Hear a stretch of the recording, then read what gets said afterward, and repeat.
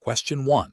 Implementation of a new investment strategy for a client's substantial portfolio, which involves significantly reducing diversification across a few high-conviction, potentially high-return sectors, is proposed by the investment manager. The manager argues this concentrated approach will maximize returns in the current market climate. As the specialist advising on management liability insurance, what is the most prudent and ethically sound approach to evaluating this proposal? Option A. Advise the client to reject the concentrated strategy outright and insist on maintaining the current diversified approach without further discussion. Option B. Facilitate a detailed review of the proposed strategy, requiring the investment manager to provide a comprehensive risk assessment, justification for the deviation from diversification, and an analysis of its alignment with the client's overall risk tolerance and objectives before considering any insurance implications. Option C. Recommend proceeding with the concentrated strategy as proposed by the manager, assuming their expertise will lead to superior returns, and adjust insurance coverage accordingly. Option D. Suggest the client implement the concentrated strategy, but only after obtaining a personal indemnity from the investment manager for any potential losses. Correct answer is C.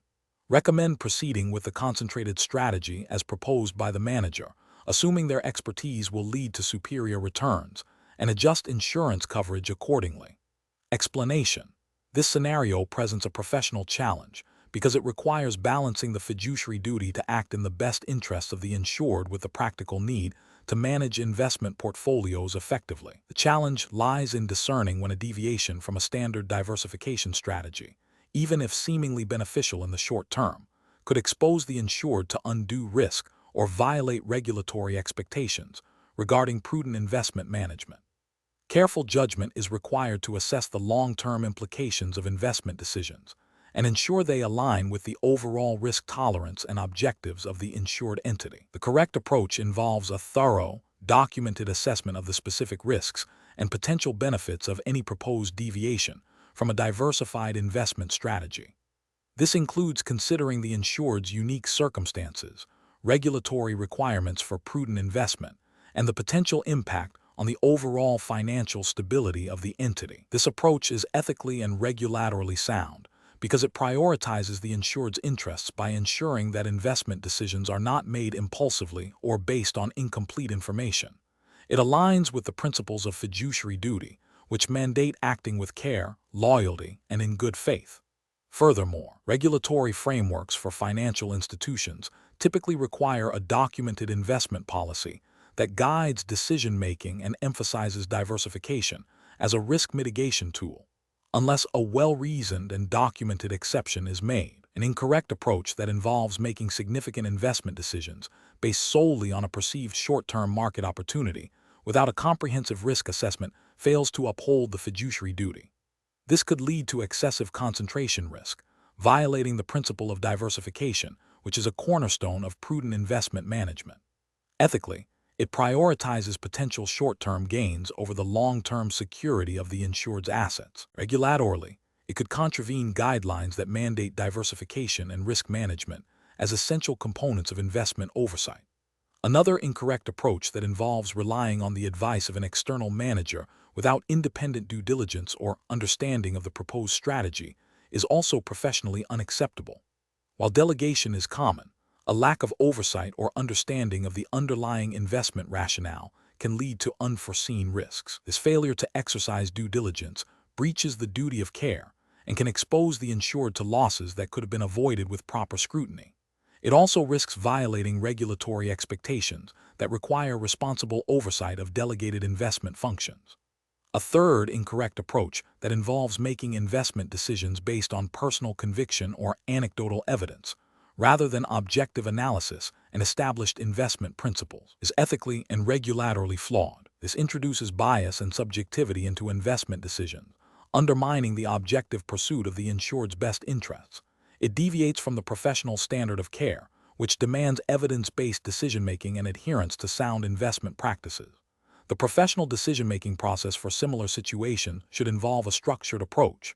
First, clearly define the insured's investment objectives, risk tolerance, and constraints. Second, evaluate any proposed investment strategy against these parameters, with a particular focus on diversification as a risk management tool. Third, conduct thorough due diligence on any proposed investments or external managers, ensuring a clear understanding of the risks and potential rewards. Fourth, document all decisions, the rationale behind them, and the risk assessments performed. Finally, ensure ongoing monitoring and review of investment performance and adherence to the established strategy, making adjustments only after careful consideration and documentation. Question 2. Which approach would be most appropriate for a D&O underwriter to assess coverage for a potential claim when an insured entity notifies the insurer of an ongoing regulatory investigation that has not yet resulted in a formal demand for monetary damages or the institution of legal proceedings?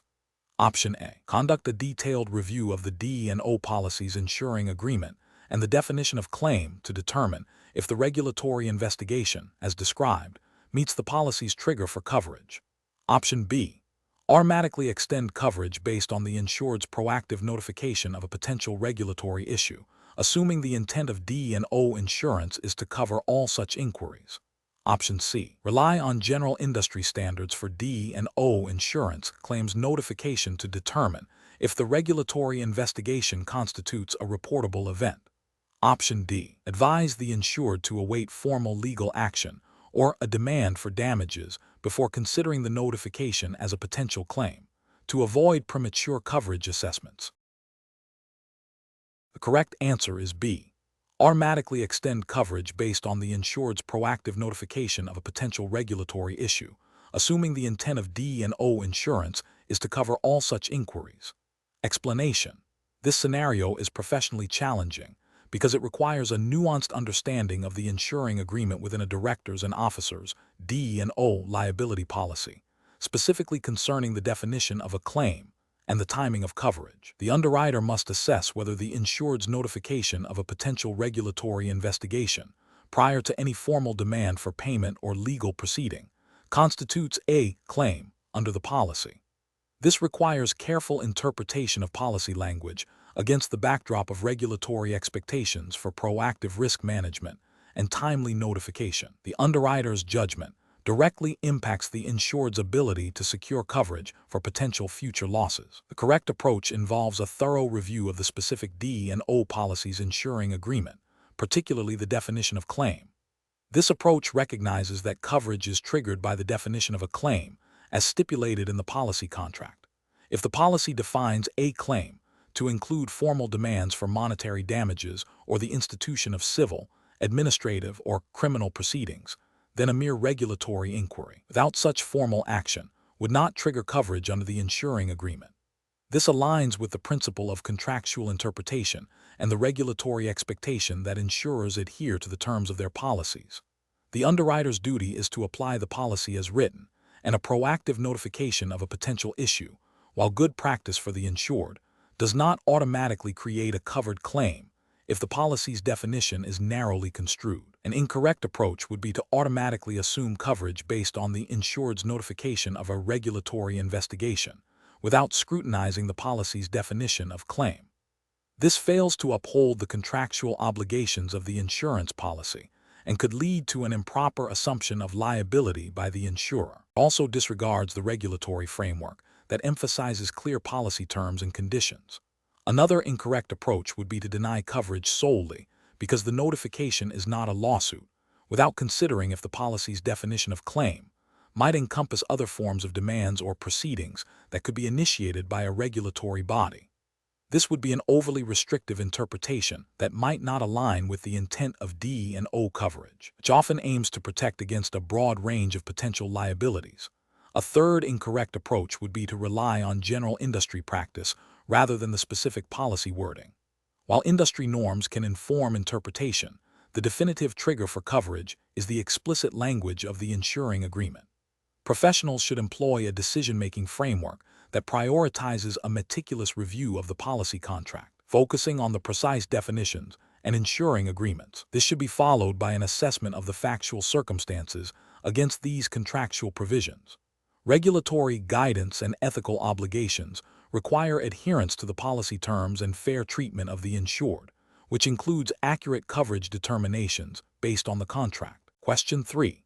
The analysis reveals that a key executive at an insured company has recently been terminated. Prior to their termination, this executive had formally reported concerns about potential financial misconduct within the company to the board of directors.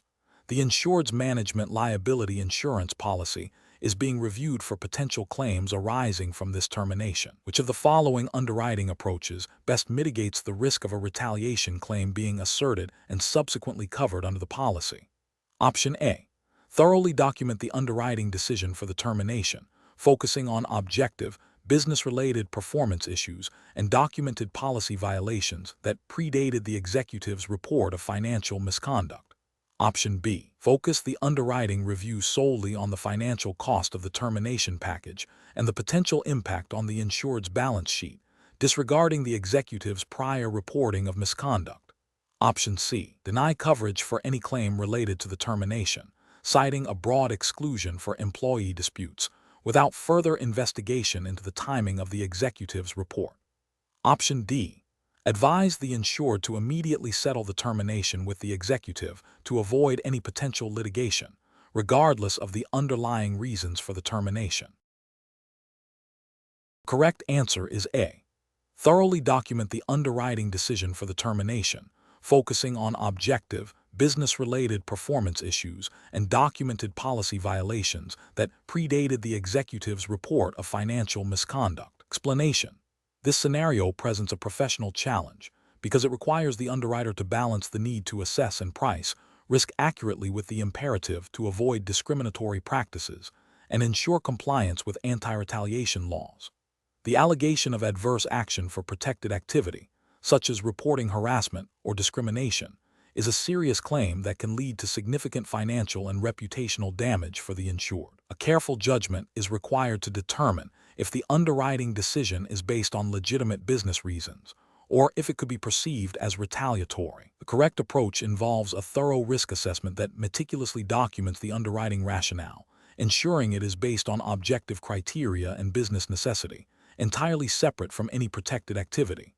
This approach is correct because it directly addresses the core of a retaliation claim, whether the adverse action was taken because of the protected activity.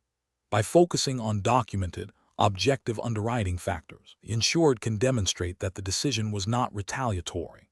This aligns with the principles of fair underwriting practices and the legal prohibitions against retaliation, which are fundamental to employment practices, liability insurance, and management liability insurance.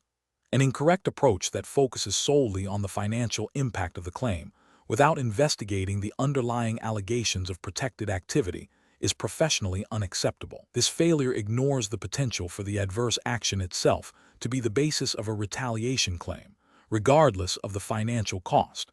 It prioritizes cost containment over legal compliance and ethical conduct. Another incorrect approach that involves immediately denying coverage based on a broad interpretation of policy exclusions, without a detailed investigation into the specific facts of the alleged protected activity, and the adverse action is also professionally unsound. This approach risks misinterpreting the policy and failing to provide coverage for a legitimate claim, potentially leading to a bad faith claim against the insurer. It bypasses the due diligence required to ascertain whether the adverse action was indeed retaliatory. A further incorrect approach that involves advising the insured to settle the underlying claim solely to avoid the cost of defending a potential retaliation claim, without assessing the merits of the retaliation allegation, is also problematic. While settlement can be a strategic decision, doing so without a proper investigation into the protected activity, and the adverse action fails to uphold the insurer's duty to investigate and defend appropriately. It can also set a precedent for future claims and may not be in the best interest of the insured if the adverse action was justified. The professional decision-making process for similar situations should involve a structured approach. 1. Understand the allegation. Clearly identify the protected activity and the alleged adverse action. 2. Gather facts. Conduct a thorough investigation into the circumstances surrounding both the protected activity and the adverse action. This includes reviewing company policies, employee records, and interviewing relevant parties. 3. Assess causation. Determine if there is a causal link between the protected activity and the adverse action. This is the crux of a retaliation claim. 4. Review policy coverage. Analyze the relevant management liability insurance policy to determine if the claim falls within its scope and if any exclusions apply. 5. Document everything. Maintain detailed records of all investigations, communications, and decisions. 6. Consult legal counsel. Engage legal counsel experienced in employment law and insurance coverage to provide guidance on legal obligations and potential liabilities. 7. Make an informed decision. Based on the investigation, policy review, and legal advice, make a decision regarding coverage and defense. Question 4. The evaluation methodology shows that a UK-domiciled company, Global Innovations Limited, which has significant operations and subsidiaries in the United States, Canada, and Germany, has purchased a management liability insurance policy. The policy's territory clause explicitly states coverage applies to wrongful acts occurring within the United Kingdom, the European Union, and Switzerland. A claim arises from alleged mismanagement by directors and officers related to a subsidiary's operations in Canada, which approach best addresses the potential coverage implications under this policy. Option A. Conclude that the claim is covered because the policy was purchased in the United Kingdom and the insured is a UK-domiciled company. Option B. Assume coverage extends to Canada because the insured is a global company with significant operations there, and the claim relates to a Canadian subsidiary. Option C. Determine coverage based on the policy's explicit territorial limitations, focusing on whether the alleged wrongful acts occurred within the United Kingdom, the European Union, or Switzerland. Option D. Prioritize the location of the insured's headquarters, United Kingdom, as the primary determinant of coverage, regardless of where the alleged wrongful acts occurred. The correct answer is C. Determine coverage based on the policy's explicit territorial limitations, focusing on whether the alleged wrongful acts occurred within the United Kingdom, the European Union, or Switzerland. Explanation: this scenario is professionally challenging because it requires a nuanced understanding of how policy territory provisions interact with the practical realities of a global business operating across multiple legal and regulatory landscapes. A specialist must not only interpret the policy wording, but also consider the potential for coverage gaps or unintended exclusions based on the insured's activities. Careful judgment is required to balance the insured's need for broad protection with the insurer's need to define and underwrite risk within specific geographic boundaries. The correct approach involves a thorough review of the management liability insurance policy's territory clause, cross-referencing it with the insured's documented global operations and any specific contractual obligations or regulatory requirements in the countries where they conduct business. This approach is right because it directly addresses the core of the coverage dispute by examining the explicit terms of the policy in relation to the insured's factual circumstances. Regulatory frameworks for insurance, such as those overseen by the Financial Conduct Authority, FCA, in the UK, emphasize clarity and fairness in policy terms and conditions. Adhering to the policy's defined territory is paramount to ensuring that coverage is applied as intended and underwritten. This aligns with the principles of good faith and fair dealing expected in insurance contracts. An incorrect approach would be to assume coverage extends beyond the explicitly defined territory simply because the insured is a global entity. This fails to acknowledge the contractual nature of insurance and the insurer's right to limit its exposure geographically. Such an assumption could lead to a denial of a valid claim, potentially breaching regulatory requirements related to claims handling and customer protection. Another incorrect approach would be to rely solely on the insured's subjective interpretation of global operations, without verifying it against the policy's territorial limits. This bypasses the fundamental principle that policy terms, not the insured's perception, dictate coverage. This could result in a misrepresentation of coverage to the insured, violating principles of transparency, and potentially leading to regulatory scrutiny for mis-selling or inadequate advice. A third incorrect approach would be to focus solely on the location of the insured's headquarters without considering the territories where claims might arise or where the wrongful acts occurred. Management liability claims can stem from actions taken in various jurisdictions, and the policy's territory clause is designed to encompass these potential claim locations. Ignoring this broader scope of territorial relevance would create a significant coverage gap and misinterpret the intent of the policy.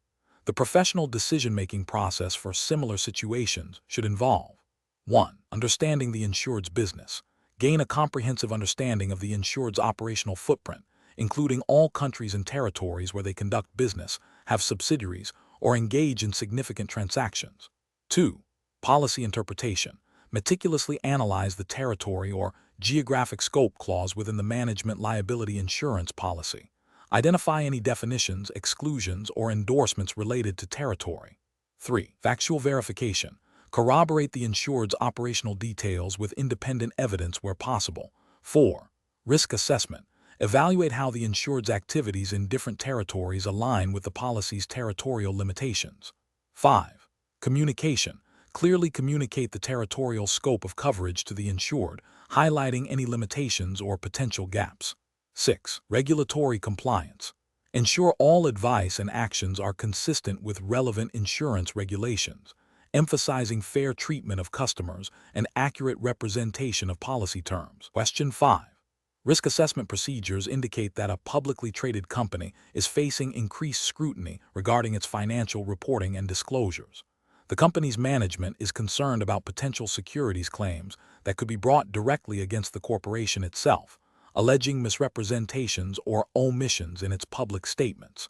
Considering the structure of a typical management liability insurance policy, which coverage component is specifically designed to address these types of claims brought against the corporate entity?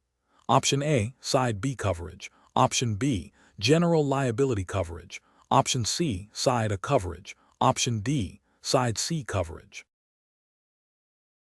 The correct answer is D, Side C coverage. Explanation. This scenario is professionally challenging because it requires the specialist to navigate the nuances of Side C coverage, specifically how it protects the corporation itself from securities claims, while adhering strictly to the regulatory framework governing the Management Liability Insurance Specialist (MLIS) exam. The core difficulty lies in distinguishing between claims against individuals, directors, and officers, and claims against the corporate entity, and understanding the specific triggers and coverage afforded by Side C in the context of securities litigation. Careful judgment is required to ensure the advice provided aligns with the insured's understanding of their coverage and the insurer's policy provisions, all within the defined regulatory boundaries. The correct approach involves accurately identifying that Side C coverage is designed to respond to securities claims brought directly against the insured entity, such as those arising from alleged misrepresentations in public filings or offering documents. This approach is right because it directly addresses the question of corporate liability in securities matters, which is the specific focus of Side C. Regulatory and ethical justification stems from the duty of care and competence owed to the client. By correctly identifying the scope of Side C, the specialist ensures they are providing accurate information that allows the insured to make informed decisions about their risk management and insurance program, thereby upholding professional standards. An incorrect approach that focuses solely on the personal liability of directors and officers for securities claims fails to recognize the distinct nature of Side C coverage. This is a regulatory failure because it demonstrates a lack of understanding of the specific policy provisions and the distinct coverage afforded to the entity versus its individuals. Ethically, it misleads the insured about the extent of their corporate protection. Another incorrect approach that conflates Side C with general liability insurance or other coverage types is also a regulatory and ethical failure. It shows a fundamental misunderstanding of the specialized nature of management liability insurance and the specific purpose of Side C. This misrepresentation can lead to significant coverage gaps and financial exposure for the insured, violating the duty to act in the client's best interest. A professional decision-making process for similar situations should involve a systematic review of the insured's current policies, a thorough understanding of the specific risks faced by the corporation in relation to securities laws, and a clear articulation of how Side C coverage addresses those specific corporate exposures. This requires consulting policy wordings, relevant case law within the specified jurisdiction, and regulatory guidance pertinent to securities litigation and D&O insurance. The specialist must then communicate this understanding clearly and accurately to the insured, ensuring they comprehend the scope and limitations of their Side C coverage. Question 6. Process analysis reveals that a specialist is reviewing a claim under a representations and warranties insurance policy following a breach of a financial representation in an M&A agreement. The M&A agreement states that the seller represented that the target company's audited financial statements were prepared in accordance with generally accepted accounting principles, GAAP. The claimant alleges that the financial statements were materially misstated, leading to a breach of this representation. The R&W policy contains a financial statements exclusion that states coverage does not apply to any loss arising from the inaccuracy of financial statements, unless such inaccuracy is due to fraud or intentional misrepresentation by the seller. The specialist must determine if the claim is covered. Which of the following approaches best aligns with the regulatory framework and professional standards for assessing this claim? Option A. Determine coverage solely based on whether the financial statements were indeed materially misstated according to GAAP, as this directly addresses the breach of the representation in the M&A agreement. Option B. Assess coverage by first confirming the material misstatement of the financial statements, and then investigating whether the misstatement constitutes fraud or intentional misrepresentation by the seller, as stipulated in the policy's exclusion. Option C. Evaluate coverage by considering the general market practice for R&W policies regarding financial statement inaccuracies, assuming the policy generally covers such issues unless explicitly stated otherwise. Option D. Conclude that the claim is covered because R&W insurance is designed to protect against breaches of representations, and the financial statement inaccuracy clearly constitutes such a breach. The correct answer is A. Determine coverage solely based on whether the financial statements were indeed materially misstated according to GAAP, as this directly addresses the breach of the representation in the M&A agreement. Explanation. Scenario analysis. This scenario is professionally challenging because it requires the specialist to navigate the nuanced interplay between the contractual representations and warranties made in an M&A transaction, and the scope of coverage provided by a representations and warranties insurance R&W policy. The specialist must accurately assess whether a claim arising from a breach of a specific representation aligns with the policy's terms, conditions, and exclusions, particularly in the context of the underlying M&A agreement's language and any applicable regulatory guidance for insurance specialists. Misinterpretation can lead to significant financial implications for the insured and potential reputational damage for the specialist. Correct approach analysis. The correct approach involves a meticulous review of both the M&A agreement and the R&W policy wording. This includes identifying the specific representation alleged to have been breached, examining the factual basis of the breach, and then cross-referencing this with the R&W policy's coverage grants, definitions, limitations, and exclusions. The specialist must determine if the breach falls within the policy's scope, considering any specific endorsements or conditions. This approach is correct because it directly addresses the core function of R&W insurance, to indemnify the insured for losses arising from specific, identified breaches of representations and warranties made in the sale and purchase agreement. Adherence to the policy's contractual terms and the underlying M&A agreement is paramount, reflecting the principle of utmost good faith and the contractual nature of insurance. Incorrect approaches analysis. One incorrect approach involves solely focusing on the M&A agreement's representations without adequately considering the R&W policy's specific terms and exclusions. This fails to acknowledge that R&W insurance is a distinct contract with its own limitations, such as specific carve-outs for known issues or certain types of losses, which may not be mirrored in the M&A agreement itself. This approach risks misinterpreting the extent of insurance coverage. Another incorrect approach is to assume coverage based on a general understanding of R&W insurance without a detailed examination of the policy's definitions and conditions. For instance, if the policy defines loss in a particular way or excludes certain types of damages, a broad assumption of coverage would be erroneous.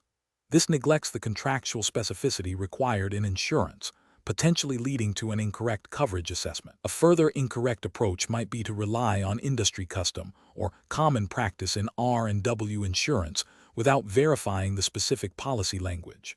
While industry norms can provide context, the actual policy wording governs the coverage. Overlooking specific policy exclusions or limitations based on general practice would be a significant professional failing. Professional reasoning. Professionals should adopt a systematic, document-centric approach. This involves 1. Thoroughly understanding the M&A transaction and the specific representations and warranties made. 2. critically analyzing the R&W insurance policy, paying close attention to coverage grants, definitions, conditions, limitations, and exclusions. 3. Directly comparing the alleged breach against the policy's terms, ensuring alignment between the contractual obligations in the M&A agreement and the indemnification provided by the R&W policy. 4. Consulting relevant policy endorsements or riders that may modify standard coverage. 5. Documenting the entire analysis process, including the rationale for coverage decisions. Question 7. Governance review demonstrates that following a significant data breach, an insured organization incurred substantial expenses related to identifying affected individuals, developing and distributing legally mandated notification letters, and establishing a dedicated call center to handle inquiries. The management liability insurance policy includes coverage for data breach notification costs. The insurer is reviewing the claim and considering whether to reimburse the full amount of these expenses. Considering the regulatory framework and common policy interpretations for management liability insurance, which of the following approaches best aligns with the insurer's obligations and the policy's intent regarding data breach notification costs? Option A. Reimburse expenses that include broader business remediation efforts, such as system upgrades and public relations campaigns aimed at restoring the company's reputation, in addition to notification costs, as these are all consequences of the data breach. Option B. Reimburse all expenses directly and demonstrably incurred in fulfilling the legal obligation to notify affected individuals, including costs for identity verification, mailing, and call center operations specifically established for breach-related inquiries, provided these costs are reasonable and customary for such notifications within the governing jurisdiction. Option C. Reimburse only the direct costs of printing and mailing notification letters, as these are the most tangible and easily quantifiable expenses directly associated with notification. Option D. Reimburse a predetermined, fixed amount per affected individual, irrespective of the actual costs incurred or the specific legal requirements for notification in the jurisdiction. The correct answer is B. Reimburse all expenses directly and demonstrably incurred in fulfilling the legal obligation to notify affected individuals, including costs for identity verification, mailing, and call center operations specifically established for breach-related inquiries, provided these costs are reasonable and customary for such notifications within the governing jurisdiction. Explanation: this scenario is professionally challenging because it requires a nuanced understanding of the specific regulatory obligations for data breach notification, costs under the relevant jurisdiction's laws, which are often complex and subject to interpretation. The MLIS professional must balance the insurer's financial interest with the insured's legal and ethical duties to affected individuals, ensuring that the policy's coverage for notification expenses is applied appropriately and in compliance with all mandates. Careful judgment is required to distinguish between legitimate notification costs and other business expenses, and to ensure that the insurer's obligations are met without overpaying or underpaying claims.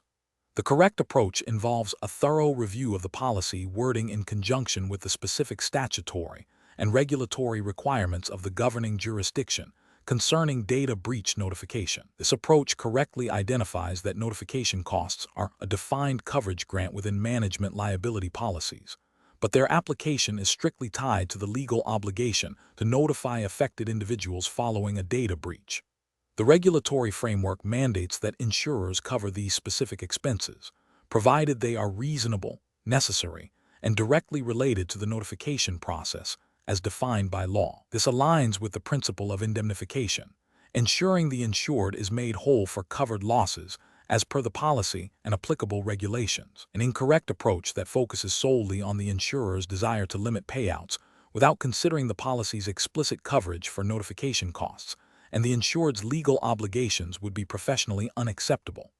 This failure stems from a disregard for the contractual promises made in the policy and the statutory duties imposed by the regulatory framework, potentially leading to a breach of contract and regulatory noncompliance. Another incorrect approach that broadly interprets data breach expenses to include general business remediation or reputational management efforts beyond the direct costs of notification is also professionally unsound. It misinterprets the scope of coverage, conflating notification costs with broader business interruption or crisis management expenses that may not be explicitly covered or may fall under different policy provisions or exclusions. This can lead to disputes, underpayment of valid claims, and potential regulatory scrutiny for misrepresenting coverage. A third incorrect approach that relies on outdated or generic notification cost benchmarks without verifying their current legal applicability or reasonableness in the specific context of the breach would be professionally deficient.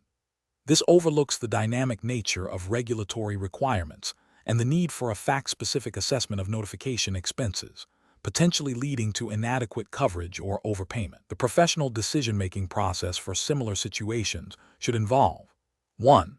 A meticulous examination of the specific policy language defining notification costs and any related sublimits or conditions. 2. A comprehensive review of the applicable jurisdiction's data, breach notification laws and regulations to understand the exact legal requirements for notification and the types of expenses mandated. 3. A detailed assessment of the insured's submitted notification costs, verifying their direct relationship to the legally required notification process and their reasonableness. 4. Consultation with legal counsel specializing in data privacy and insurance law when complex legal interpretations or disputes arise. 5. Clear and transparent communication with the insured regarding coverage determinations and the basis for any claim adjustments, ensuring adherence to both contractual obligations and regulatory mandates. Question 8. Consider a scenario where a publicly traded company experiences a significant data breach, with sensitive customer information being exfiltrated. The company's chief executive officer immediately contacts their management liability insurance specialist, expressing extreme concern about imminent reputational damage and demanding immediate notification to the media that the insurer will cover all associated costs, including public relations, crisis management, and potential regulatory fines. The specialist is aware that the policy contains specific sublimits and notification requirements for cyber-related incidents. What is the most appropriate initial course of action for the management liability insurance specialist? Option A. Issue a press release on behalf of the insurer confirming coverage for the cyber incident, without consulting legal counsel or conducting any investigation, to demonstrate the insurer's commitment to its policyholders. Option B. Inform the CEO that cyber-related incidents are generally excluded under management liability policies and deny coverage pending a detailed review, without initiating an immediate investigation. Option C. Advise the insured that a full and thorough investigation into the nature and scope of the cyber incident, as well as the specific policy provisions related to cyber coverage and notification requirements, must be completed before any commitment regarding coverage can be made. Option D. Immediately agree to cover all costs associated with the cyber incident, including public relations and potential fines, to appease the CEO and prevent further reputational damage to the insured. The correct answer is C. Advise the insured that a full and thorough investigation into the nature and scope of the cyber incident, as well as the specific policy provisions related to cyber coverage and notification requirements, must be completed before any commitment regarding coverage can be made. Explanation. This scenario is professionally challenging due to the inherent conflict between the insured's desire for immediate reputational damage control and the insurer's need for thorough investigation and adherence to policy terms. The specialist must navigate these competing interests while upholding their fiduciary duties and regulatory obligations. Careful judgment is required to balance the insured's immediate concerns with the long-term implications of claim handling and coverage decisions. The correct approach involves a prompt and thorough investigation of the cyber incident, including an assessment of the scope of the breach, the nature of the data compromised, and the potential for financial and reputational harm. This investigation should be conducted in accordance with the policy's terms and conditions, and in compliance with relevant data privacy regulations. The specialist must then assess coverage based on the findings of the investigation and the specific wording of the management liability insurance policy, particularly any cyber-related endorsements or exclusions. This approach is correct because it prioritizes a fact-based determination of coverage, ensuring that the insurer fulfills its obligations under the policy while also protecting its interests. It aligns with the principles of good faith and fair dealing expected in insurance contracts and adheres to regulatory expectations for claims handling, which mandate prompt, fair, and equitable settlement of claims.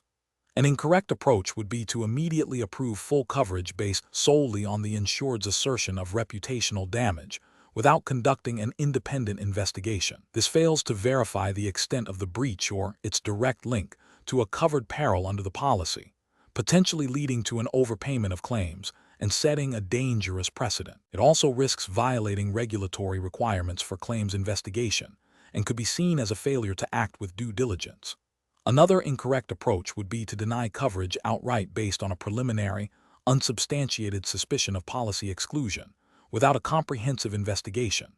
This demonstrates a lack of good faith and could expose the insurer to regulatory penalties for unfair claims settlement practices. It also fails to consider the possibility that the incident, despite initial appearances, may indeed be covered. A third incorrect approach would be to delay the investigation and coverage determination excessively, citing the complexity of cyber incidents, without providing clear communication or interim updates to the insured. This can lead to a breach of regulatory timelines for claims handling and erode trust between the insured and the insurer, potentially resulting in disputes and legal challenges. The professional decision-making process for similar situations should involve a structured claims handling protocol that includes immediate notification and acknowledgement of the claim, a prompt and thorough investigation plan tailored to the specific incident, clear communication with the insured regarding the investigation process and required documentation, a meticulous review of policy terms and conditions, and a coverage determination based on objective findings and legal interpretation. Specialists should always consider the regulatory environment and ethical obligations throughout the claims handling lifecycle. Question 9. The audit findings indicate that while the company has a comprehensive written policy for employee disciplinary actions, there have been several instances where supervisors have bypassed certain steps or applied penalties inconsistently, without documented justification or legal review. Which of the following approaches best addresses this situation from a management liability insurance perspective? Option A. Suggests that the company implement a new, more stringent policy that mandates strict adherence to every step of the disciplinary process without exception, regardless of the circumstances. Option B. Advise the company to immediately revise the written policy to allow for greater supervisory discretion in disciplinary actions, citing the need for flexibility. Option C. Conduct a detailed investigation into each instance of deviation from the written policy to determine if the actions taken were legally defensible, discriminatory, or indicative of a pattern of unfair employment practices, and assess the potential for employment-related claims. Option D. Recommend a review of the written disciplinary policy to ensure it is clear and up to date with current employment legislation, and advise the company to reinforce training on the policy for all supervisors. Correct answer is D. Recommend a review of the written disciplinary policy to ensure it is clear and up to date with current employment legislation, and advise the company to reinforce training on the policy for all supervisors. Explanation. The audit findings indicate a potential systemic issue within the company's HR practices, specifically concerning the consistent application of its disciplinary procedures. This scenario is professionally challenging because it requires the MLIS specialist to move beyond simply identifying a deviation from policy and to critically evaluate the underlying reasons for non-compliance and the potential legal and financial ramifications for the company. The specialist must exercise careful judgment to determine if the deviations are minor oversights or indicative of a deeper problem that could expose the company to significant employment-related claims, such as wrongful termination, discrimination, or constructive dismissal. The focus is on the practical application of HR policies and their alignment with legal requirements, which is a core component of management liability. The correct approach involves a thorough review of the specific instances where disciplinary procedures were not followed precisely as outlined in the HR policy. This includes understanding the context of each deviation, whether it was a deliberate decision based on legal advice or a genuine oversight. The MLIS specialist should then assess whether these deviations, individually or collectively, create a disparate impact on protected classes or otherwise violate relevant employment laws. The justification for this approach lies in the principle of ensuring that company policies are not only documented, but also consistently and legally implemented. Failure to do so can lead to significant legal liabilities, which is precisely what management liability insurance is designed to mitigate. This proactive evaluation of employment practices against regulatory frameworks is crucial for accurate risk assessment and appropriate coverage placement.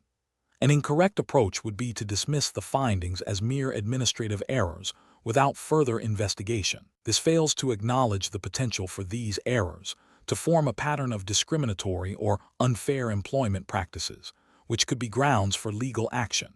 Ethically and regulatorily, the MLIS specialist has a duty to identify and report material risks. Another incorrect approach would be to focus solely on the written policy without considering its practical application or any documented exceptions or legal interpretations that might justify deviations. This overlooks the reality of how policies are implemented and the potential for legally defensible variations.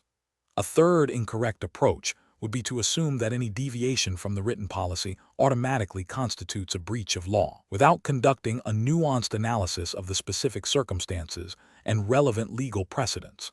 This lacks the professional discernment required to differentiate between minor procedural variances and significant legal exposures. The professional decision-making process for similar situations should involve a systematic evaluation. First, understanding the documented policy. Second, investigating the actual practices and any deviations. Third, assessing these deviations against applicable employment laws and regulations. And fourth, quantifying the potential financial and legal risks to the company.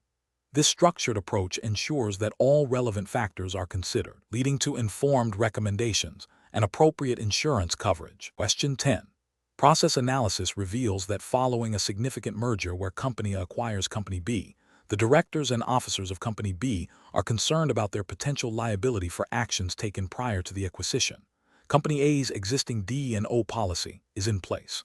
Which of the following represents the most prudent and compliant approach to ensure adequate D&O coverage for the former directors and officers of Company B? Option A. Advise Company A to extend its current D&O policy to explicitly cover the former directors and officers of Company B for prior acts, and investigate the availability of runoff coverage for Company B's prior D&O policy. Option B. Advise Company A to cancel Company B's existing D&O policy immediately to avoid any potential premium duplication. Option C. Advise Company A to simply rely on its existing D&O policy, assuming it automatically covers all liabilities of the acquired entity. Option D. Advise the former directors and officers of Company B to obtain individual D&O policies to cover their past exposures. The correct answer is A. Advise Company A to extend its current D&O policy to explicitly cover the former directors and officers of Company B for prior acts, and investigate the availability of runoff coverage for Company B's prior D&O policy. Explanation. This scenario is professionally challenging because the integration of two entities through a merger or acquisition significantly alters the risk profile and the scope of potential claims that directors and officers D&O liability insurance is designed to cover. The existing D&O policy of the acquiring entity may not adequately address the liabilities inherited from the target company, or conversely, the target company's liabilities could dilute the coverage for the acquiring entity's directors and officers. Navigating these complexities requires a deep understanding of both the transaction structure and the nuances of D&O insurance policies, necessitating careful due diligence and proactive risk management. The correct approach involves a comprehensive review of the existing D&O policies of both the acquiring and target entities, alongside a thorough analysis of the merger agreement and the anticipated post-acquisition organizational structure. This includes identifying any potential coverage gaps, assessing the adequacy of existing limits, and determining the need for endorsements or new policies to cover the combined entity. This approach is correct because it aligns with the professional duty of care owed to clients, whether the acquiring entity, the target entity, or their respective directors and officers, to ensure adequate and appropriate insurance protection. It also adheres to regulatory expectations that insurance professionals facilitate informed decision-making by clients regarding their risk management strategies, particularly in significant corporate events like M&A. The principle of utmost good faith also mandates full disclosure and accurate advice. An incorrect approach would be to assume that the acquiring entity's existing D&O policy automatically extends to cover the liabilities of the target company's directors and officers without any review or modification. This is professionally unacceptable because it ignores the fundamental principle that insurance policies are specific to the insured entity and its risks. Regulatory frameworks, such as those governing insurance intermediaries and advisors, often require a thorough needs analysis and the provision of advice tailored to the client's specific circumstances. Failing to conduct this review could lead to significant coverage gaps, leaving directors and officers exposed to uninsured claims, which would be a breach of professional duty and potentially a violation of regulatory requirements regarding suitability and advice. Another incorrect approach would be to simply cancel the target company's D&O policy and rely solely on the acquiring entity's policy without assessing the impact on the newly acquired directors and officers. This is also professionally unsound. The cancellation of the target's policy might eliminate tail coverage or runoff provisions that are crucial for protecting past directors and officers against claims arising from their prior service. Regulatory guidance often emphasizes the importance of ensuring continuity of coverage where appropriate, especially when a transaction involves the assumption of liabilities. This approach fails to consider the long-term implications for all stakeholders and could result in a failure to meet regulatory expectations for comprehensive risk management advice. The professional decision-making process for similar situations should involve a structured approach. 1. Understand the transaction. Fully comprehend the terms of the merger or acquisition, including the legal structure, the liabilities being assumed, and the governance changes. 2. Review existing policies.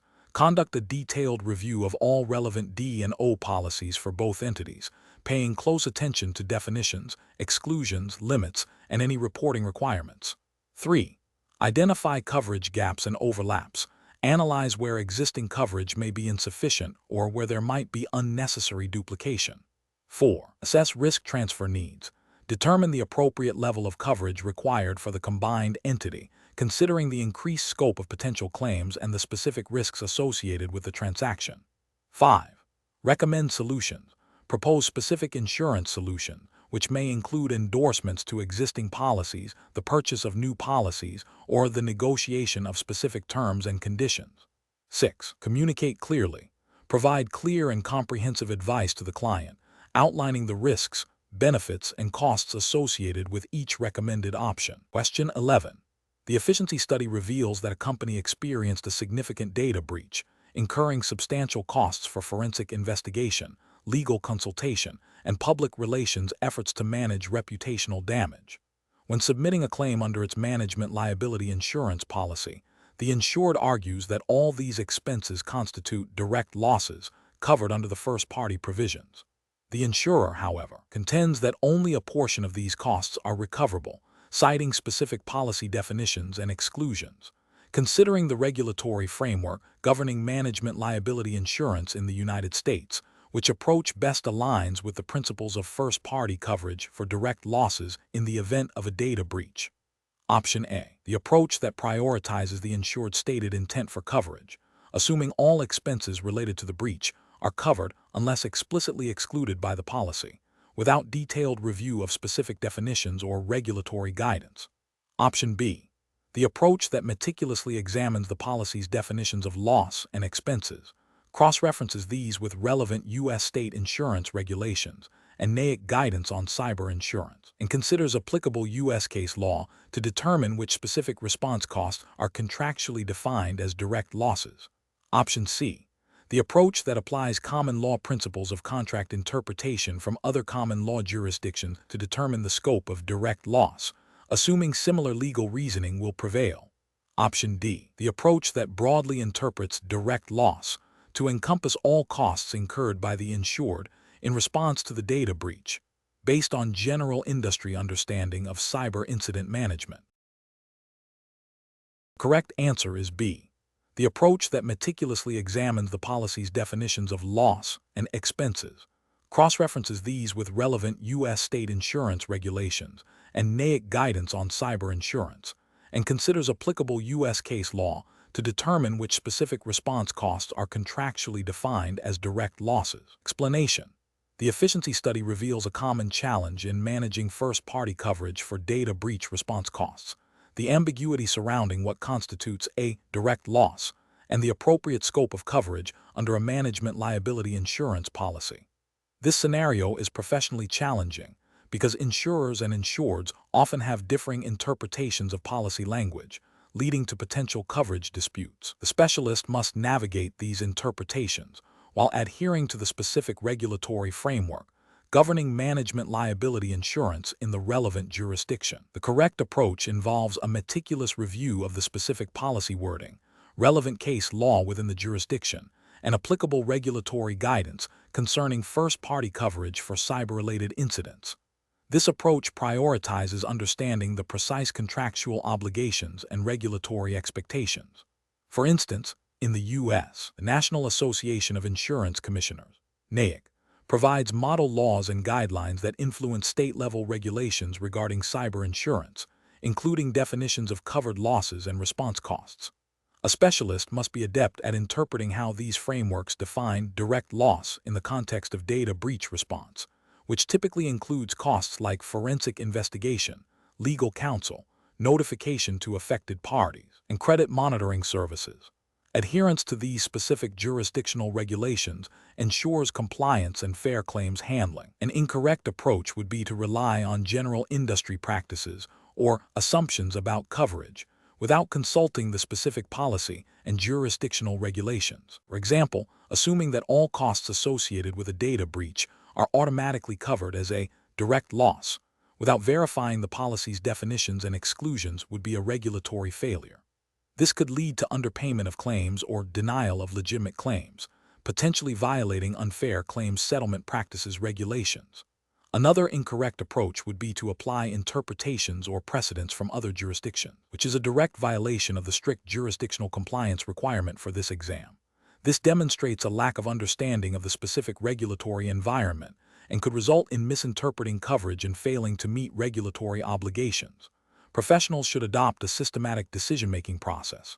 This involves 1. Thoroughly understanding the specific policy language, paying close attention to definitions of loss, expenses, and any specific endorsements related to data breaches. 2. Researching and applying the relevant regulatory framework of the jurisdiction, including any specific guidance or model laws from bodies like the NAIC or state departments of insurance concerning cyber first-party coverage. 3. Consulting relevant case law within that jurisdiction to understand how courts have interpreted similar policy provisions. 4. Engaging in clear and transparent communication with the insured regarding coverage expectations and limitations based on the policy and regulatory landscape. Question 12. The performance metrics show a significant increase in employment practices liability claims frequency and severity over the past 2 fiscal years for a publicly traded technology firm. Considering the firm's current risk management framework and its obligations under relevant securities regulations, which of the following actions best addresses this emerging risk profile from a management liability insurance specialist's perspective? Option A. Recommend the firm reduce its employment practices liability insurance coverage to align with historical premium expenditures, assuming the recent claims are isolated incidents. Option B. Focus solely on negotiating a lower premium for the existing employment practices liability insurance policy without altering coverage levels or investigating the underlying claim drivers. Option C. Conduct a thorough review of the firm's HR policies, complaint resolution procedures, and management training programs to identify systemic issues contributing to the claims, and concurrently assess the adequacy of current EPL insurance coverage and recommend appropriate risk mitigation strategies. Option D. Immediately advise the firm to increase its employment practices liability insurance policy limits and consider a higher deductible to reduce premium costs, while deferring a deep dive into the root causes of the claims until the next policy renewal. The correct answer is D. Immediately advise the firm to increase its employment practices liability insurance policy limits and consider a higher deductible to reduce premium costs, while deferring a deep dive into the root causes of the claims until the next policy renewal. Explanation.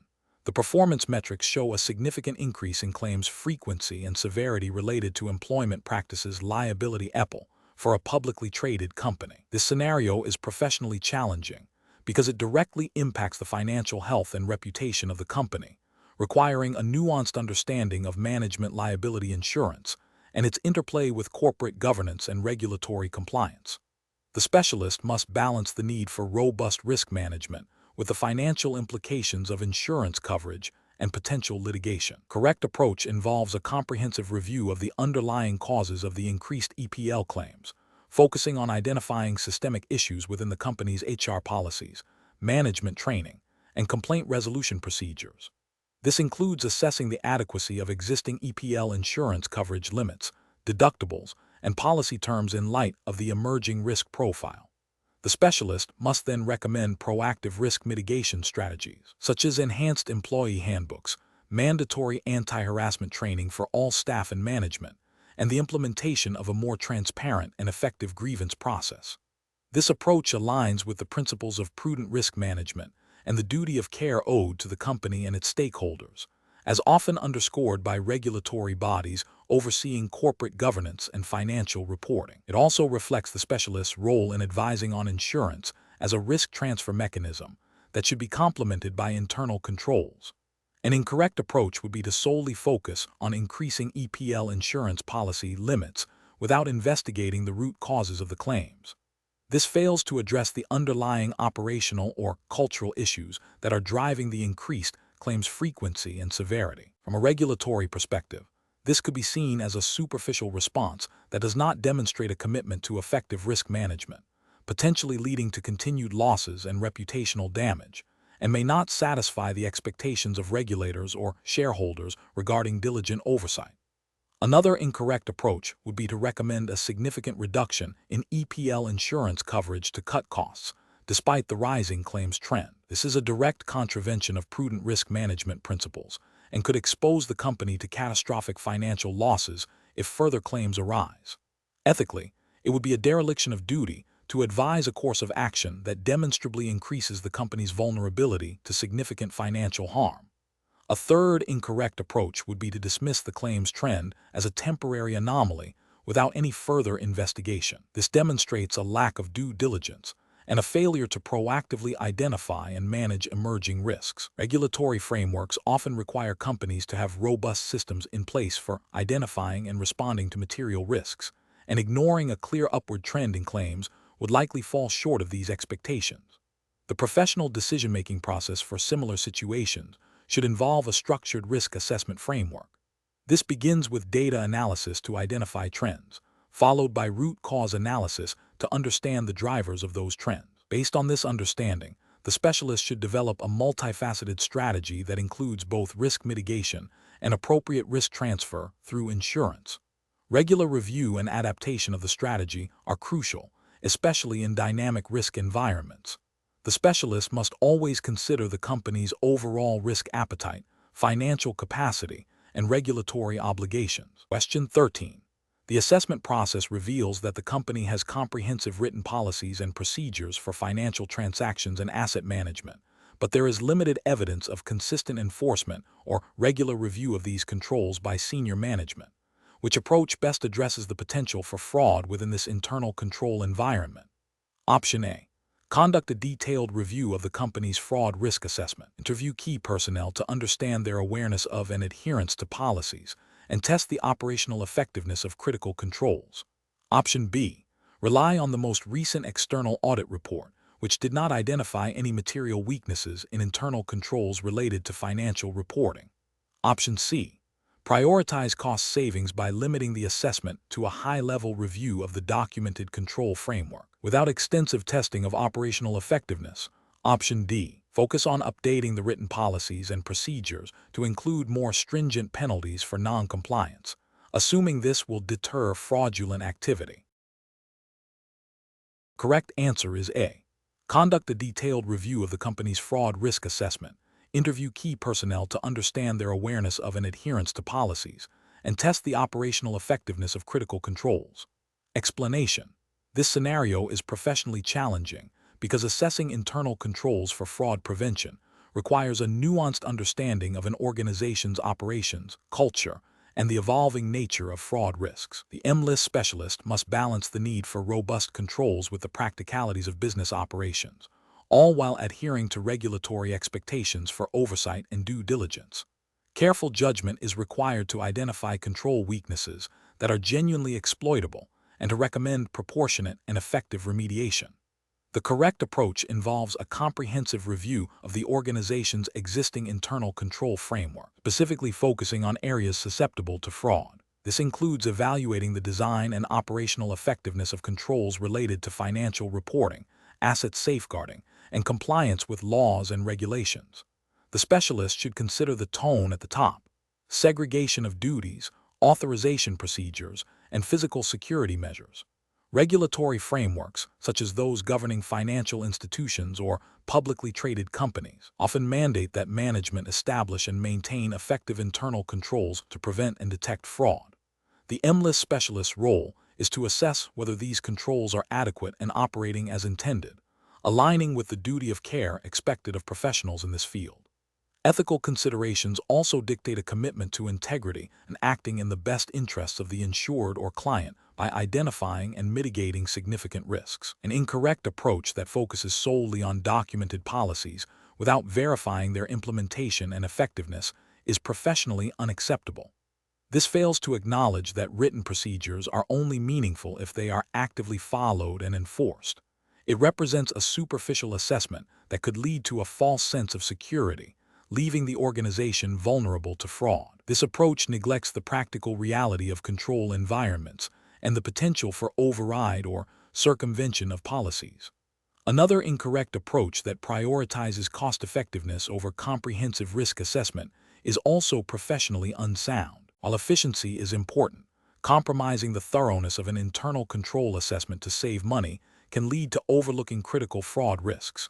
This can result in significant financial losses for the organization and potential reputational damage, ultimately undermining the purpose of insurance and risk management. It suggests a lack of commitment to due diligence and a failure to adequately protect the client's interests. A third incorrect approach that relies exclusively on external audit reports without independent verification of the internal control environment is also flawed. While external audits provide valuable insights, they are typically focused on financial statement accuracy and may not delve into the granular operational controls relevant to fraud prevention in the same depth as a specialist assessment. Over-reliance on external reports can lead to a missed opportunity to identify specific internal control deficiencies that are unique to the organization's operations and fraud risks. The professional decision-making process for similar situations should involve a structured risk-based approach. This begins with understanding the organization's business, industry, and specific fraud risks. The specialist should then identify key internal controls designed to mitigate these risks. The assessment should involve a combination of inquiry, observation, and testing to evaluate the design and effectiveness of these controls. Findings should be documented clearly, and recommendations for improvement should be practical, prioritized, and aligned with regulatory expectations and ethical standards. Continuous monitoring and reassessment are also crucial components of an effective internal control environment. Question 14. Quality control measures reveal that the investment policy statement for a significant defined contribution plan has not been formally reviewed or updated by the investment committee for over 3 years, despite the plan sponsor's internal policy requiring annual review. The plan sponsor's chief financial officer has been signing off on the IPS annually, stating it remains adequate without specific committee discussion or documented analysis. Which of the following represents the most appropriate immediate corrective action to ensure compliance with plan governance and fiduciary responsibilities? Option A. Convene an emergency meeting of the investment committee to conduct a comprehensive review of the existing investment policy statement, identify any necessary amendments based on current market conditions and participant needs, and formally approve a revised or reaffirmed statement. Option B. Recommend that the investment committee disband and transfer all oversight responsibilities for the investment policy statement to the plan sponsor's board of directors, who will then delegate it to a newly formed risk management subcommittee. Option C. Instruct the plan sponsor's chief financial officer to continue the annual adequate sign-off process, but to document that the decision was made in consultation with the plan's external investment consultant. Option D. Advise the plan sponsor to formally delegate the responsibility for reviewing and approving the investment policy statement to the plan's external investment consultant, with a directive to review it every 5 years. The correct answer is A. Convene an emergency meeting of the investment committee to conduct a comprehensive review of the existing investment policy statement, identify any necessary amendments based on current market conditions and participant needs, and formally approve a revised or reaffirmed statement. Explanation: this scenario presents a professional challenge because it requires the specialist to identify and rectify a potential breach of fiduciary duty and regulatory compliance within a retirement plan's governance structure. The core issue is the delegation of critical oversight responsibilities without adequate safeguards, which can expose the plan and its participants to undue risk and potential losses. Careful judgment is required to balance operational efficiency with the non-negotiable requirements of prudent plan administration and fiduciary responsibility. The correct approach involves establishing a formal, documented process for reviewing and approving the investment policy statement, IPS, and ensuring that the investment committee actively participates in its oversight. This demonstrates a commitment to robust governance, aligns with the fiduciary duties of loyalty and prudence mandated by regulations such as the Employee Retirement Income Security Act of 1974, ERISA, in the U.S., and ensures that investment decisions are made in the best interest of plan participants. The IPS serves as a roadmap for investment management, and its regular, informed review by the designated fiduciaries is a cornerstone of sound plan administration.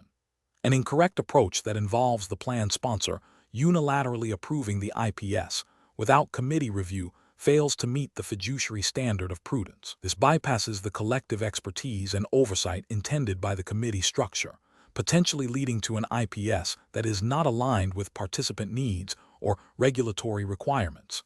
It also creates a significant governance gap, as the individuals ultimately responsible for the plan's investments are not actively engaged in setting the investment strategy.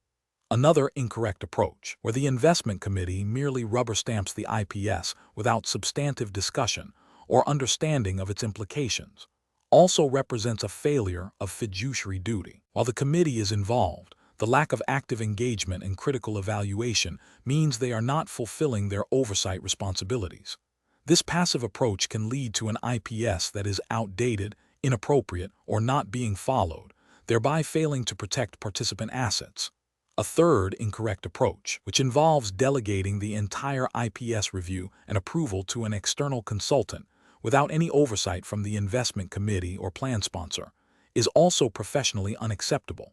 While consultants provide valuable expertise, ultimate fiduciary responsibility for plan governance and investment decisions rests with the plan fiduciaries. Unfettered delegation without a clear framework for oversight and accountability abrogates these responsibilities and can lead to decisions that are not in the best interest of the plan participants. The professional decision-making process for similar situations should involve a thorough understanding of the relevant regulatory framework, e.g., ERISA in the U.S., the plan's governing documents, and the specific roles and responsibilities of all parties involved. Professionals must prioritize the establishment of clear, documented processes that ensure active fiduciary oversight, regular review of critical plan documents like the IPS, and a commitment to acting solely in the best interest of plan participants and beneficiaries. When deficiencies are identified, the immediate priority is to implement corrective actions that bring the plan into compliance and strengthen its governance. Question 15. Market research demonstrates that businesses in the technology sector are experiencing an increase in employment-related litigation due to rapid growth and evolving workforce dynamics. An underwriter is reviewing an application for management liability insurance from a mid-sized technology firm.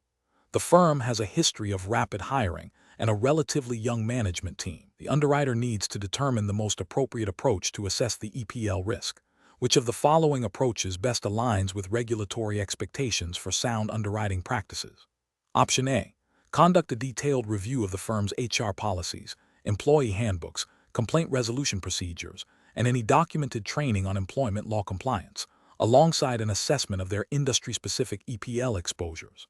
Option B. Rely on general industry data for technology firms to establish a baseline premium and coverage, assuming that most firms in this sector face similar EPL risks. Option C. Prioritize a quick policy issuance to capture market share, accepting the application with minimal scrutiny of its specific employment practices and risk management controls. Option D. Focus on the firm's rapid growth and young management team as indicators of higher EPL risk, leading to a significant premium increase and restrictive coverage terms, regardless of specific HR policies. The correct answer is D. Focus on the firm's rapid growth and young management team as indicators of higher EPL risk, leading to a significant premium increase and restrictive coverage terms, regardless of specific HR policies. Explanation: this scenario is professionally challenging because it requires an underwriter to balance the need to accurately assess risk with the potential for adverse selection and the ethical obligation to treat all applicants fairly. The underwriter must navigate the complexities of employment practices liability exposures, which can be subtle and evolving, while adhering to the strict regulatory framework governing insurance underwriting in the specified jurisdiction. A careful judgment is required to ensure that underwriting decisions are based on sound risk assessment principles and do not lead to discriminatory practices or market instability. The correct approach involves a thorough and objective assessment of the applicant's specific employment practices and risk management controls. This includes a detailed review of their HR policies, employee handbooks, training programs, complaint resolution procedures, and any history of employment-related claims. The underwriter must also consider the industry, size, and geographic location of the business, as these factors can influence the likelihood and severity of EPL claims. This approach is ethically and regulatorily sound because it aligns with the principle of underwriting for risk, ensuring that premiums accurately reflect the exposure and that the insurer can fulfill its obligations to policyholders. It avoids arbitrary decisions and focuses on quantifiable risk factors, thereby promoting fairness and market stability. An incorrect approach that relies solely on broad industry generalizations without specific applicant data is ethically and regulatorily flawed. This can lead to either unfairly penalizing businesses with good practices or inadequately pricing risk for those with poor practices, both of which can result in adverse selection and market disruption. Another incorrect approach that focuses on the applicant's perceived attitude towards compliance rather than objective evidence of their practices is subjective and prone to bias, which is unacceptable in regulated underwriting. This can lead to discriminatory outcomes and is not a defensible basis for underwriting decisions. Furthermore, an approach that prioritizes speed of placement over thorough risk assessment, potentially overlooking critical EPL exposures, fails to meet the underwriter's duty of care and regulatory obligations to ensure the solvency and stability of the insurance market. Professionals should employ a decision-making framework that prioritizes data-driven analysis and adherence to regulatory guidelines. This involves 1. Understanding the specific EPL exposures relevant to the applicant's industry and operations. 2. Gathering comprehensive information about the applicant's HR practices and risk management controls. 3. Objectively evaluating this information against established underwriting criteria and regulatory requirements. 4. Documenting the underwriting rationale clearly and comprehensively. 5. Seeking clarification or further information when necessary. This systematic process ensures that underwriting decisions are informed, fair, and compliant. Question 16. Cost-benefit analysis shows that pursuing a shareholder derivative suit against a company's directors and officers for alleged mismanagement and breach of fiduciary duty might be financially advantageous for the plaintiffs, even if the likelihood of ultimate success is uncertain. From the perspective of a D&O insurer, what is the most appropriate initial response to the notification of such a suit, considering the policy's coverage for claims alleging wrongful acts? Option A. Advise the insured directors and officers to settle the claim quickly to minimize potential defense costs, regardless of the claim's merit. Option B. Immediately deny coverage based on the perceived low likelihood of the plaintiff's success and the potential for the suit to be a nuisance claim. Option C. Inform the plaintiff's counsel that the claim is frivolous and will not be defended, thereby avoiding any involvement. Option D. Issue a reservation of rights letter, acknowledging the notification and stating that coverage will be investigated further based on the specific allegations and policy terms, while reserving the insurer's right to deny coverage later if the investigation reveals it is not covered. The correct answer is B.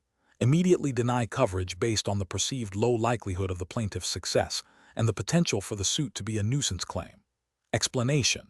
This scenario is professionally challenging because it requires a nuanced understanding of the interplay between corporate governance, director and officer D&O duties, and the specific regulatory framework governing shareholder derivative suits. The challenge lies in identifying when a claim, even if seemingly frivolous or driven by external pressures, triggers coverage under a D&O policy, and how to navigate the insurer's obligations within the bounds of the applicable regulations. Careful judgment is required to distinguish between legitimate claims that fall within the scope of D&O liability and those that may be outside it, while also ensuring compliance with the insurer's duty to defend and indemnify. The correct approach involves a thorough review of the shareholder derivative suit's allegations against the directors and officers, comparing them against the definitions and exclusions within the D&O policy.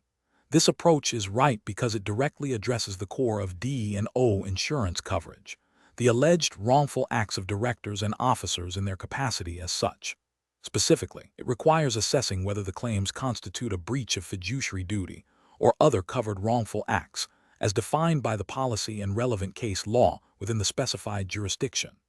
This aligns with the regulatory expectation that D&O policies are designed to protect individuals from claims arising from their management decisions and oversight, provided those decisions do not fall into specific excluded categories. The insurer's obligation to defend is typically triggered by the mere allegation of a covered wrongful act, regardless of the suit's ultimate merit, as long as the allegations, if proven, would fall within the policy's coverage.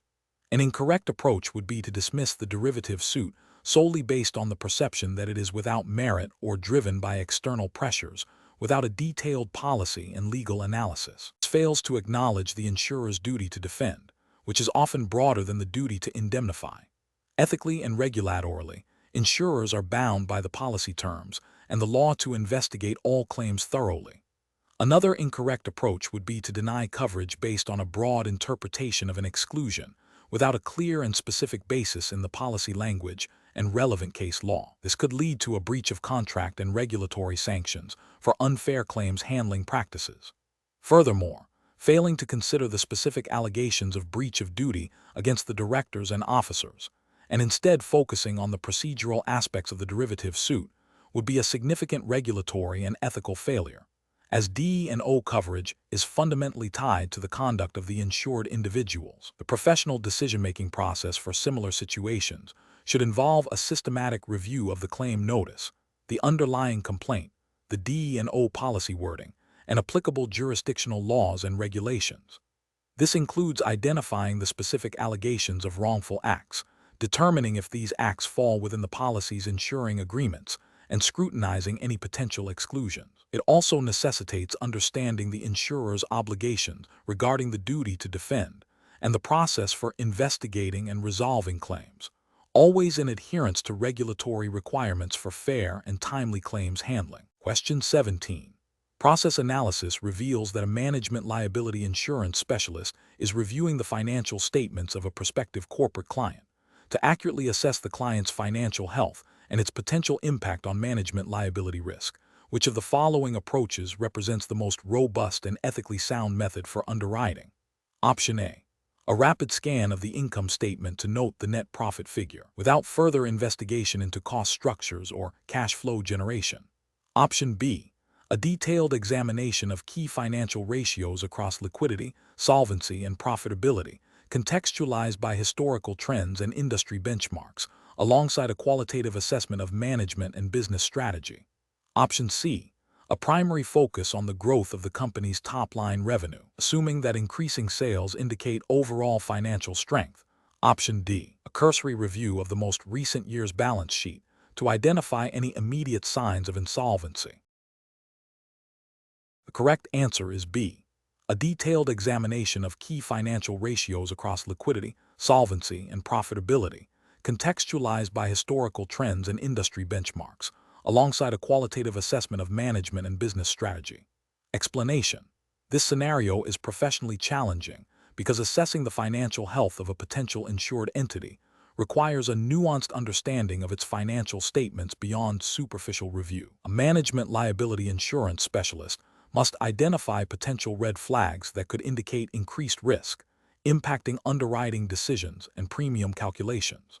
The challenge lies in discerning genuine financial distress from temporary fluctuations and understanding the implications of these findings within the specific regulatory framework governing the MLIS exam. The correct approach involves a comprehensive analysis of key financial ratios, such as liquidity, solvency, and profitability, in conjunction with qualitative factors like industry trends and management quality.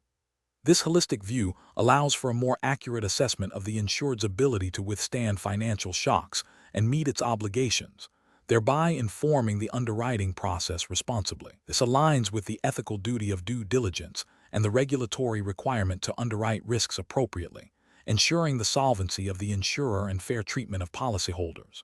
An incorrect approach that focuses solely on revenue growth without considering profitability or debt levels fails to identify underlying financial weaknesses. This could lead to underpricing the risk, potentially exposing the insurer to losses. It also neglects the regulatory expectation for a thorough risk assessment. Another incorrect approach that relies exclusively on the most recent year's financial data, ignoring historical trends, can be misleading. Financial performance can be cyclical, and a single year may not represent the entity's true financial health or its susceptibility to long-term challenges. This approach lacks the depth required for sound underwriting and may violate principles of prudent risk management.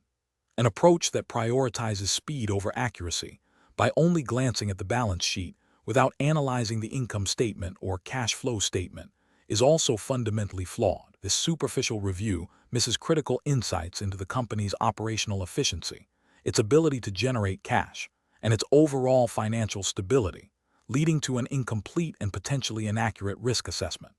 Professionals should employ a structured decision-making process that begins with understanding the specific information required by the MLIS exam's regulatory framework for risk assessment. This involves identifying relevant financial statements and understanding the purpose of each. Next, they should select and calculate appropriate financial ratios, considering their relevance to the insured's industry and business model. Crucially, these ratios must be analyzed in context, comparing them to industry benchmarks and historical performance. Finally, qualitative factors should be integrated into the assessment to provide a complete picture of the insured's financial health and associated risks. Question 18. The monitoring system demonstrates a critical failure, leading to a complete shutdown of the insured's primary operational platform for 72 hours. During this period, the insured was unable to process customer orders, resulting in a significant loss of anticipated revenue. The management liability insurance policy contains a business interruption clause that covers loss resulting directly from the interruption of business operations caused by a peril not excluded. The insured submits a claim for the lost revenue during the downtime. Which of the following represents the most appropriate approach to assessing this claim? Option A. Deny the claim outright, as system failures are typically excluded from standard business interruption coverage. Option B. Accept the claim immediately based on the duration of the system downtime, without a detailed review of the policy wording or the specific cause of the failure.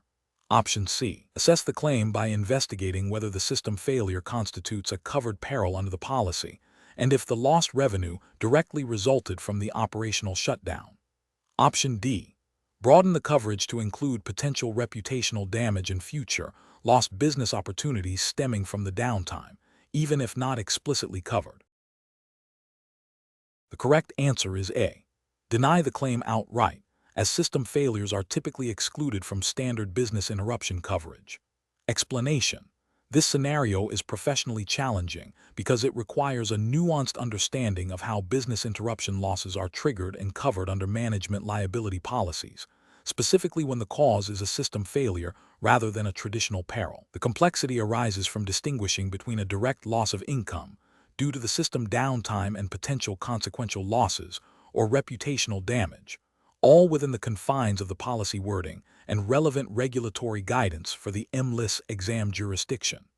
Careful judgment is required to assess the causal link between the system failure and the financial loss, and to ensure that the claim's handling aligns with policy terms and regulatory expectations, regarding fair treatment of policyholders. The correct approach involves a thorough review of the policy's business interruption coverage, paying close attention to the definition of interruption and any exclusions related to technological failures or gradual deterioration of systems.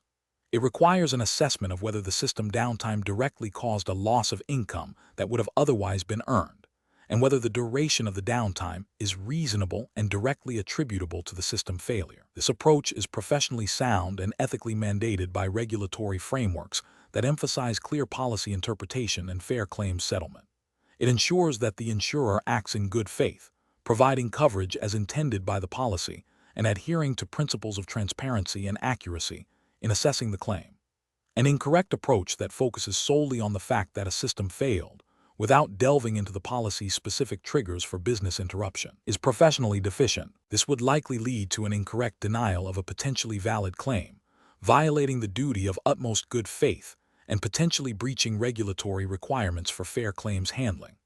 Another incorrect approach that attempts to broaden the coverage beyond the policy's intent by including speculative or indirect losses not directly caused by the system downtime would also be professionally unacceptable. This could involve misrepresenting the scope of coverage and potentially leading to disputes and regulatory scrutiny. A third incorrect approach that relies on assumptions about the cause of the system failure without proper investigation would be equally flawed, as it bypasses the due diligence required in claims assessment and could result in an inaccurate determination of coverage. Professionals should adopt a systematic decision-making process that begins with a comprehensive review of the policy wording, followed by a detailed investigation into the facts of the claim, including the precise nature of the system failure and its direct impact on the insured's operations. This involves gathering evidence, consulting with technical experts if necessary, and applying the policy terms and conditions rigorously and fairly. The process should always prioritize adherence to regulatory requirements and ethical obligations to the policyholder. Question 19. Cost-benefit analysis shows that the current D&O insurance premium for a large retirement plan appears disproportionately high relative to the perceived risk of litigation arising from its asset management activities. As the specialist responsible for advising on this coverage, what is the most prudent and ethically sound approach to recommending the appropriate level of D&O insurance for the plan fiduciaries? Option A. Recommend reducing the D&O coverage to the absolute minimum limit that satisfies regulatory requirements, arguing that the cost-benefit analysis indicates the current premium is an unnecessary drain on plan assets. Option B. Advise the fiduciaries to maintain the current high level of D&O coverage, as the cost-benefit analysis is merely an indicator and the potential for future unforeseen litigation always justifies maximum coverage to ensure complete protection.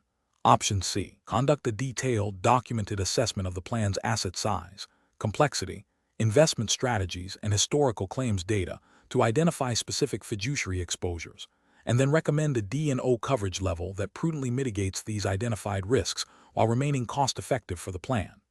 Option D. Suggest purchasing the lowest-cost D&O insurance policy available, regardless of the specific coverage terms and conditions, to maximize cost savings for the plan. The correct answer is C. Conduct a detailed, documented assessment of the plan's asset size, complexity, investment strategies, and historical claims data to identify specific fiduciary exposures, and then recommend a D&O coverage level that prudently mitigates these identified risks while remaining cost-effective for the plan. Explanation. This scenario presents a professional challenge because it requires a D&O insurance specialist to balance the fiduciary duty owed to plan participant with the practical realities of managing insurance costs. The specialist must assess the size and complexity of plan assets not just for coverage adequacy, but also for the potential for increased litigation risk stemming from asset management decisions. The core ethical dilemma lies in determining the appropriate level of D&O coverage for a retirement plan when the cost-benefit analysis suggests a potential overinsuring of the risk, which could be seen as a misuse of plan assets. Careful judgment is required to ensure that the insurance purchased is both necessary and cost-effective, ultimately serving the best interests of the plan participants. The correct approach involves a thorough, documented assessment of the plan's asset size, complexity, and the associated fiduciary risks.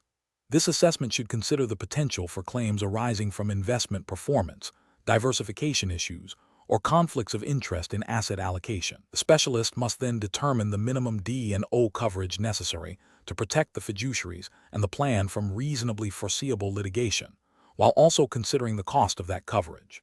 The justification for this approach is rooted in the fiduciary duty to act prudently and in the best interests of plan participants.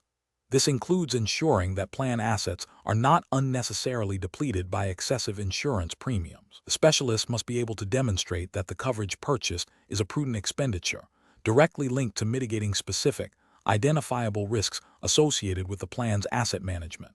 An incorrect approach would be to simply purchase the highest available limit of D&O coverage without a detailed risk assessment, arguing that more coverage is always better.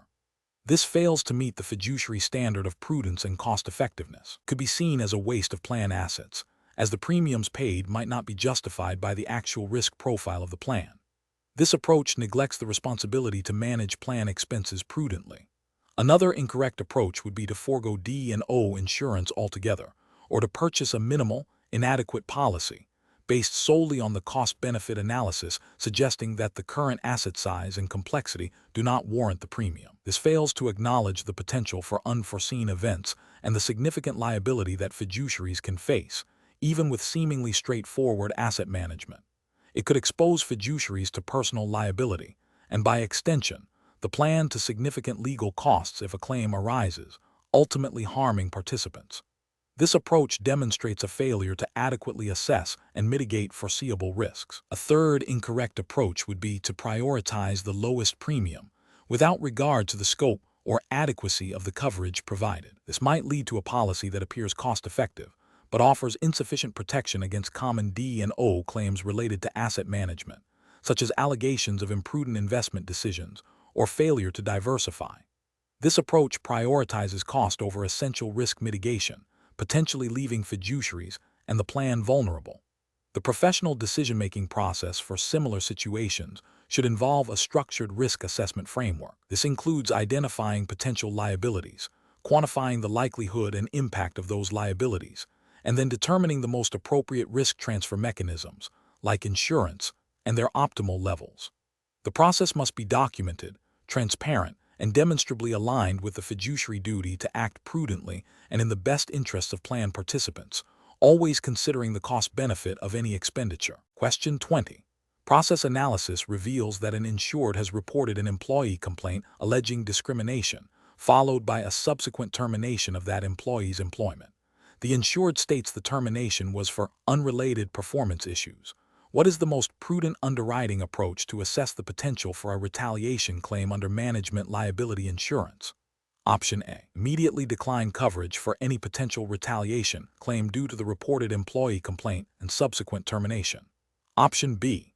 Request documented evidence of the insured's established policies and procedures for handling employee grievances and whistleblowing, along with details of the specific complaint and the documented reasons for the termination, to assess adherence to policy and the timing of events. Option C. Focus solely on the employee's subjective perception of retaliation as the primary factor in assessing the risk. Option D. Accept the insured's representation that the termination was for unrelated performance issues, and proceed with standard underwriting without further inquiry into the employee complaint. The correct answer is B. Request documented evidence of the insured's established policies and procedures for handling employee grievances and whistleblowing, along with details of the specific complaint and the documented reasons for the termination, to assess adherence to policy and the timing of events. Explanation. This scenario is professionally challenging because it requires a nuanced understanding of the interplay between an insured's internal processes, employee complaints, and the potential for management liability claims arising from alleged retaliation. The underwriter must balance the need to gather sufficient information to assess risk with the insured's right to confidentiality and the potential for creating further friction within the organization. Careful judgment is required to avoid making assumptions about the validity of the employee's claims or the insured's response, while still ensuring adequate coverage is offered. The correct approach involves a thorough review of the insured's documented policies and procedures related to handling employee grievances and whistleblowing, alongside a request for specific, anonymize details about the complaint and the adverse action. This approach is professionally sound because it directly addresses the core elements of a retaliation claim: protected activity, the complaint, and adverse action. By seeking evidence of established procedures and the insured's adherence to them, the underwriter can assess the likelihood of the adverse action being genuinely retaliatory rather than a legitimate business decision. This aligns with the principles of prudent underwriting and the duty to accurately assess risk, as mandated by general insurance regulatory principles that emphasize fair dealing and risk assessment. It also respects the insured's operational realities by focusing on documented processes rather than speculative outcomes, an approach that dismisses the claim solely based on the insured's assertion that no retaliation occurred is professionally unacceptable. This fails to acknowledge the potential for subjective bias within the insured's assessment and ignores the regulatory expectation that insurers conduct independent risk assessments. It also overlooks the possibility that even if unintentional, the adverse action could be perceived as retaliatory, leading to a claim. Another incorrect approach is to immediately deny coverage or impose prohibitive terms without further investigation. This demonstrates a lack of due diligence and a failure to adhere to the principle of fair treatment of policyholders. Insurers have a responsibility to investigate claims and allegations thoroughly before making coverage decisions. Finally, an approach that focuses solely on the employee's subjective feelings of retaliation without examining the insured's policies and actions is also flawed. While the employee's perception is relevant to a potential claim, a comprehensive assessment requires understanding the employer's documented procedures and the objective basis for the adverse action. Professionals should adopt a structured decision-making process that begins with understanding the nature of the protected activity and the alleged adverse action. This should be followed by a review of the insured's internal policies and procedures for handling such matters. The next step is to request specific, factual information from the insured regarding the complaint and the subsequent action, focusing on documented evidence and timelines. This allows for an objective assessment of whether the adverse action was a direct consequence of the protected activity, thereby informing the underwriting decision and the appropriate terms and conditions of coverage.